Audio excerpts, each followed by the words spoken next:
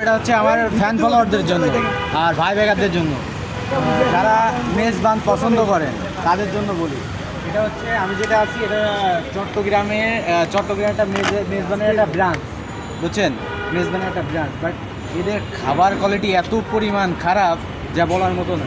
আমাদের খাবার বিল আসছে জন প্রতি 425 টাকা প্যাকেজ হিসাবে খাইছি আমরা।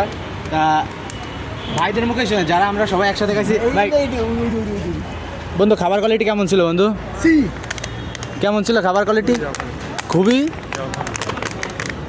ম্যানেজমেন্টটা একেবারেই বাজে, খাবার কোয়ালিটিও ভালো না। এটা হচ্ছে আমাদের গ্রুপের সবচেয়ে সিনিয়র পারসন কাকা। বলেন কাকা, আপনার মেজবানের নাম শুনছি অনেক, যশোর থেকে অনেক এক্সাইটেড ছিলাম মেজবানে খাবো, কিন্তু আসলে এত বাজে খাবার আর এত জঘন্য খাবার।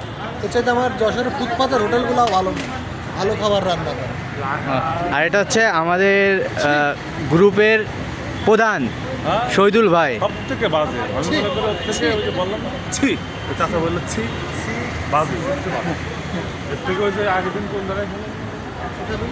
তা যারাই মেজবানে খাবেন একটু বুঝে শুনে খাবেন, ঠিক আছে? এই ভিডিওটা তো সতর্কমূলক একটা ভিডিও আমাদের বন্ধু বান্ধব অথবা সর্দি ও ভাই বেগারদের জন্য।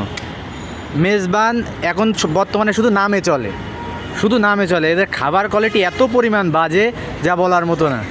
সব থেকে বেশি বাজে ম্যানেজমেন্ট।